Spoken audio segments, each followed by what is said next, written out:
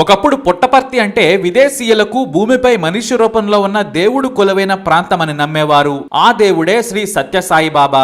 ఉదయం 5 గంటలకే భక్తులు ఆయన్ను చూసేందుకు క్యూ కట్టేవారు. వేలాది మంది భక్తులు ఒక్కసారైనా స్వామిని దగ్గర నుంచి చూడకపోతామని తప్పించేవారు. స్వామి వస్తున్నాడంటే నిజమైన దేవుడు వస్తున్నాడన్నంతగా భక్తిలో మునిగి తేలేవారు. వాహనంలో బాబా రాగానే అంతా ఆయన్నే మొక్కుతూ లీనమైపోయేవారు. దేవుడు మానవ రూపంలో ఉన్నాడని చాలా మంది నమ్మారు. శ్రీ సత్యసాయి బాబానే జీసస్, బుద్ధ, దేవుడు అని నమ్మేవారు విదేశీయులు. ఆయన కళ్ళలోకి చూస్తే చాలు ప్రేమ సముద్రంలో మునిగిపోతారనేది వారి నమ్మకం. ఆ రోజుల్లో కనీసం ఆయనకు 6 కోట్ల మంది డెడికేటెడ్ భక్తులు ఉండేవారు. అది కూడా మన దేశంలోనే. ఇక ఆయన దగ్గరకు రాకుండానే ఆరాధించేవారైతే కోట్ల మంది. ఒకప్పుడు పుట్టపర్తి అంటేనే ఒక పెద్ద పండగ వాతావరణం ఉన్న స్పిరిచువల్ సిటీ.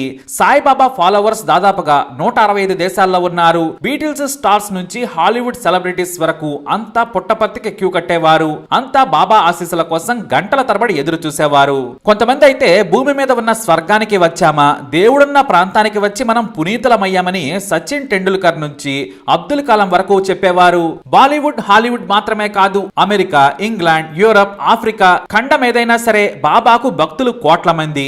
ఎందుకంటే ఆయన దేవుడైపోయాడు. మరి నిజంగా దేవుడా? సాయిబాబా మనిషే, కానీ దేవుడు ఎలా అయ్యాడు? మనిషిగా పుట్టిన వ్యక్తి దేవుడు కావడానికి అవకాశం ఉంటుందా? మరి సాయిబాబాపై వచ్చిన లైంగిక ఆరోపణలేంటి? ఆయన పడక గదిలో చెందిన 4 యువకుల రక్తానికి సమాధానమేంటి? ఈ మిస్టరీ డీటెయిల్స్ అని చూద్దాం. సత్యసాయిబాబా అసలు పేరు సత్యనారాయణ రాజు. నవంబర్ 23, 1926లో పెద వెంకటప్పరాజు, ఈశ్వరమ్మ దంపతులకు పుట్టారు. వారిది నిరుపేద వ్యవసాయ కుటుంబం. పుట్టపర్తి అనే కుగ్రామంలో పుట్టారు. సత్యనారాయణ వ్రతం చేసిన తర్వాత పుట్టారట ఈ సత్యనారాయణ రాజు. అయితే ఇక్కడ వారు చెప్పిన విషయం ఏంటంటే ఆయన పుట్టిన సమయంలో సంగీత వాయిద్యాలు వాటంతట అవే మోగాయని కొంతమంది చెబుతూ ఉన్నారు. కానీ ఇది పచ్చి అబద్ధం. ఎందుకంటే ఆయన పుట్టినప్పుడు తల్లిదండ్రులకు కనీసం తినడానికి తిండి కూడా లేదు. ఎంతో కష్టపడితే కానీ సత్యనారాయణ రాజు ఫ్యామిలీ నోట్లోకి 5 వేళ్లు వెళ్లేవి కావు. మరి ఇక సంగీత వాయిద్యాలు ఎక్కడి నుంచి మోగాయనేది కొంతమంది విమర్శ. 14 ఏళ్ల వయసులోనే సత్యనారాయణ రాజు నిద్రిస్తుండగా ఆయన దుప్పట్లోకి పెద్ద నాగుపాము వెళ్ళింది. కానీ అది ఆయన్ను ఏమీ చేయలేదు. పామును తీసి సత్యనారాయణ రాజు పక్కన పడేశారు. దీంతో ఆయనకు ఏదో శక్తి ఉందని అంతా నమ్మారు. అప్పుడే ఈ సత్యనారాయణ రాజు తనకు తానుగా షిరిడి సాయిబాబా అవతారమని ప్రకటించుకున్నారు. అలా ప్రకటించుకున్నాక చదువు మానేశారు. నా భక్తులు పిలుస్తున్నారు, వారి కోరికలు తీర్చాలంటూ చెట్ల కింద గడిపేవారు. అతని చుట్టూ జనం భజనలు చేస్తూ గడిపేవారు. ఆయన తన భక్తులకు ఏదో ఒక విషయం చెప్పేవారు. అయితే కొంతమంది కోరికలు కోరుకోగా ఆయన దీవించి పంపేవారు. వారిలో కొంతమందికి ఐశ్వర్యం, మరికొంతమందికి సంతానం, ఇంకొంతమందికి మానసిక ప్రశాంతత దక్కింది. దీంతో ఆయనకు ఆర్థికంగా సాయం చేసి మంచి ఆశ్రమం కట్టించేందుకు ముందుకొచ్చారు. అలా 1948లో పుట్టపర్తిలో ఒక చిన్న గుడి కట్టారు కొంతమంది భక్తులు. ఆ తర్వాత దాని చుట్టూ ప్రశాంత ఆలయం వెలిసింది. భక్తులకు శ్లోకాలు, కీర్తనలు చదివి వినిపిస్తూ వారిని ఆశీర్వదించేవారు. అప్పుడే తాను దేవుడి అవతారమని, భవిష్యత్తులో మీకు ప్రేమ సాయిబాబాగా కనిపిస్తానని ప్రకటించుకున్నారు. అంటే తనకు తానుగా దేవుడినని వచ్చిన భక్తులకు చెప్పారు. బాగా నమ్మించారు. అంతేకాదు చిన్న చిన్న మ్యాజిక్లతో భక్తులకు పిచ్చెక్కించేవారు ఆయన. గాలిలో నుంచి విభూది తీయటం, శివలింగాన్ని నోట్లో నుంచి తీసి భక్తుల చేతిలో వేయడం లాంటి ట్రిక్కులు చేసి అందరినీ షాకు గురి చేసేవారు. ఇక ఇటు హిందూ భక్తులనే కాదు, ఆయన శక్తి క్రైస్తవ భక్తులను కూడా మార్చేలా చేసింది. బైబిల్లోని కొత్త అధ్యాయంలోని శక్తులు, మహిమలు బాబాలో ఉన్నాయని విదేశీయులు నమ్మేవారు. ఆయన మహిమల కారణంగానే తాను ఒక కొత్త లోకాన్ని చూశానని అమెరికాకు చెందిన ఒక వ్యాపారవేత్త అమెరికాలో బాబా శక్తుల గురించి చెప్పారు.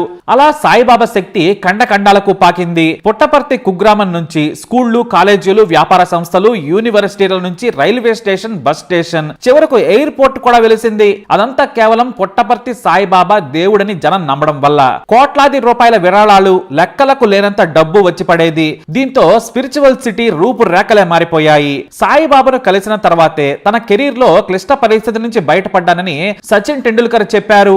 సైన్స్ ను నమ్మే అబ్దుల్ కలాం నుంచి ప్రపంచ ప్రఖ్యాత సైంటిస్టులు కూడా బాబాను దర్శించుకుని పులకితలయ్యేవారు. అయితే పాపులారిటీ పెరిగే కొద్దీ వేల కోట్ల విదేశీ నిధులు రావడం మొదలయ్యాయి. వాటితో ఆయన ఆశ్రమం రూపురేఖలే మారిపోయాయి. అంతేకాదు అంతేకాదు అనంతపురం జిల్లాలో చాలా గ్రామాల్లో తాగునీటికి కటకటగా ఉండేది. నాటి ప్రభుత్వాలేవి పట్టించుకునేవి కావు. అప్పుడే బాబా దాదాపుగా 2000 కిలోమీటర్ల మేర పైపులు వేసి ఊరూరా మంచినీరు అందించారు. పుట్టపర్తిలో పేదలకు ఉచితంగా గుండె నుంచి కిడ్నీ ఆపరేషన్లు చేయించడంతో ఆయన ఖ్యాతి మరింత పెరిగింది. పేద పిల్లలకు చదువుల నుంచి వైద్యం వరకు అలా సేవా కార్యక్రమాలను విస్తరించి ప్రజలకు మరింత దగ్గరయ్యారు. తన భక్తులు కాని వారు కూడా సేవా కార్యక్రమాలను చేసి మానవుడే దానవుడంటూ మొక్కేవారు. కోట్లాది మంది ఆయన ఫోటోలను పూజ గదుల్లో ఉంచుకొని మొక్కటం మొదలు పెట్టారు. 1990 నాటికి బాబా కీర్తి ప్రపంచమంతా పాకింది. ఇది ఇంతవరకు సాయిబాబా కీర్తి. కానీ వివాదాలు మోసాలు కూడా బయటపడ్డాయి. వాటిలో ముఖ్యమైంది మాయలు మంత్రాలు. సాయిబాబా ఎంతో మందికి గాలిలో నుంచి తీసి విభూతిని వారి తలపై పెట్టేవారు లేదా బూడిదను చేతిలో ఉంచేవారు. దీనిపై హేతువాది బసవ ప్రేమానంద లాంటి వారు తీవ్ర విమర్శలు చేసేవారు. ఇది చెత్త మ్యాజిక్, ఇలాంటివి నేను 100 చేసి చూపిస్తానని, బాబా మోసాలు చూడమని ఆయన స్కూల్స్ కి వెళ్లి మరీ విద్యార్థులకు గాలిలో నుంచి బూడిదను తీసి చూపించేవారు. సైన్స్ నే నమ్మమని, ఇలాంటి బోటకపు మోసగాళ్లను కాదని వాదించేవారు. అంతేకాదు నోటిలో నుంచి లింగాన్ని తీసి మహాశివరాత్రి రోజు జనాలను ఉర్రూతలూగించేవారు సాయిబాబా. ఆ సీన్ కోసం కోట్ల మంది వేచి ఉండేవారు. వాటిని దూరదర్శన్లో కూడా ప్రసారం చేసేవారు. అయితే చిన్న లింగాన్ని, అది కూడా నోట్లో పట్టేంత లింగాన్ని ఎందుకు తీస్తున్నారు? ఆయన దేవుడు కదా, పెద్దది తీయొచ్చు కదా అంటూ సైన్స్ నమ్మేవారు విమర్శించేవారు. బూడిదను తాము తీస్తాం, అలాగే లింగాన్ని కూడా నోట్లో నుంచి మేము తీస్తామంటూ చేసి చూపించారు వేలాది మంది. ఇదంతా మ్యాజిక్, లాజిక్ లేని మాయగాళ్లు చేసే సర్కస్ ఫీట్ అనే విమర్శలు మొదలయ్యాయి. అంతేకాదు చాలా సార్లు సాయిబాబా బంగారు చైన్లను మాయ చేసి గాలిలో నుంచి తీసి భక్తులకు ఇచ్చేవారు. ఈ ట్రెండ్ అప్పట్లో ఓ ఊపింది. బంగారు ఉంగరాలు తీసి భక్తులకు పెట్టేవారు ఆయన. అయితే ఖరీదైన భక్తులకు మాత్రమే ఈ చైన్లు ఉంగరాలు తీసి ఉంచేవారు బాబా, కానీ సామాన్య భక్తులకు ఇచ్చేవారు కాదు. దీనిపై కూడా విమర్శలు విపరీతంగా వచ్చేవి. బాగా విరాళాలు ఇచ్చిన వారికే ఇలాంటి మ్యాజిక్ చైన్లు ఇచ్చేవారట బాబా. నిజంగా బాబాకు బంగారు చైన్లు సృష్టించే టాలెంట్ ఉంటే గొప్పలు తెప్పలుగా తీయొచ్చు కదా. ఇక బంగారు గనులెందుకు, ఈ వ్యాపారం ఎందుకు? ఏపీని భారతదేశాన్ని సుసంపన్నం చేయొచ్చు కదా అంటూ విమర్శించేవారు హేతువాదులు. మాకు గాని ఆయన చైన్ గాని ఉంగరం గాని ఇస్తే ఆయన ఏ షాప్ లో చేయించినవో కూడా ప్రూఫ్స్ తో సహా చూపిస్తామని విమర్శించేవారు. కానీ బాబాను విమర్శిస్తే మాత్రం కోట్లాది మంది ఊరుకునేవారు కాదు. ప్రేమానంద లాంటి వారిని బెదిరింపులతో భయపెట్టేవారు. కానీ ఆయన భయపడలేదు. నాటి ఉమ్మడి ఆంధ్రప్రదేశ్ హైకోర్టులో గోల్డ్ కంట్రోల్ యాక్ట్ 11 ప్రకారం సాయిబాబాను విచారించాలని కోరారు. కానీ బాబాకు రాష్ట్రపతులు, ప్రధాని వాజ్పేయి నుంచి ముఖ్యమంత్రుల వరకు అందరూ భక్తులే. ఇక ఆయన్ను ఎవరు విచారిస్తారు? సాయిబాబా ఓ ఫ్రాడ్ అని నినందించినా కూడా పట్టించుకోలేదు. అయితే విదేశీయులపై లైంగిక దాడులు ఆ రోజుల్లో సంచలనం సృష్టించాయి. మగ యువకులపై సాయిబాబా లైంగిక దాడి చేశారనేది ప్రధాన ఆరోపణ. అయితే వీటిని నాటి నాయకులు, సాయిబాబా ఆశ్రమం తీవ్రంగా ఖండించింది. ఇక మరో ట్విస్ట్ ఏంటంటే అమెరికన్ ఎంబసీ ఇండియాకి వచ్చి ఏపీకి వెళ్లే టూరిస్టులకు హెచ్చరికలు జారీ చేస్తూ తమ వెబ్సైట్ లో వార్నింగ్ ఇచ్చింది. పుట్టపర్తికి మాత్రం వెళ్లొద్దు, సాయిబాబా చేతిలో లైంగిక దాడులకు గురివ్వద్దనేది అమెరికన్ ఎంబసీ హెచ్చరిక. అప్పట్లో ఇది పెద్ద దుమారం రేపింది. దేశం పరువు కూడా పోయింది. దీనిపై బీబీసీ చేసిన సీక్రెట్ ఆఫ్ సాయిబాబా డాక్యుమెంటరీలో కూడా ఎంబసీ చీఫ్ వివరాలను సాయిబాబా పేరుతో సహా చెప్పారు. ఇక 1993 జూన్ లో 4 యువకులు ఆశ్రమంలో, అది కూడా బాబా బెడ్రూమ్ దగ్గర దారుణంగా హత్యకు గురయ్యారు. బాబాను చంపేందుకు మారణాయుధాలతో రాత్రి సమయంలో బాబా పడక గదిలోకి ఈ 4 వెళ్లారు. రాత్రి సమయంలో చూసిన సెక్యూరిటీ సిబ్బంది వారిని అడ్డుకున్నారు. బాబా భయంతో మెట్లెక్కి అలారంను ఆన్ చేశారు. వెంటనే పోలీసులకు బాబా గదిలోకి వెళ్లి అనుమతి లభించింది. ఒక ఎస్ఐ, 3 కానిస్టేబుల్స్ తమ ఆత్మరక్షణ కోసం 4 కాల్చి చంపారు. ఇది పోలీస్ వర్షన్ మాత్రమే. కానీ అక్కడ కత్తితో పొడిచినట్లుగా రక్తం కనిపించింది. పోలీసులు మాత్రం కాల్చి చంపామని చెప్పారు. దీనిపై దేశవ్యాప్తంగా మళ్లీ దుమారం రేగింది. ఆశ్రమంలో ఎన్నో ఘోరాలు జరుగుతున్నాయి. విదేశీయులపై లైంగిక దాడుల నుంచి హత్యలు కూడా జరుగుతున్నాయి. ఆశ్రమంలోనికి వెళ్లిన కొంతమంది అదృశ్యమవుతున్నారు. వారెవరూ బయటకు కనిపించడం లేదని ఫిర్యాదులు చేశారు. అయినా సరే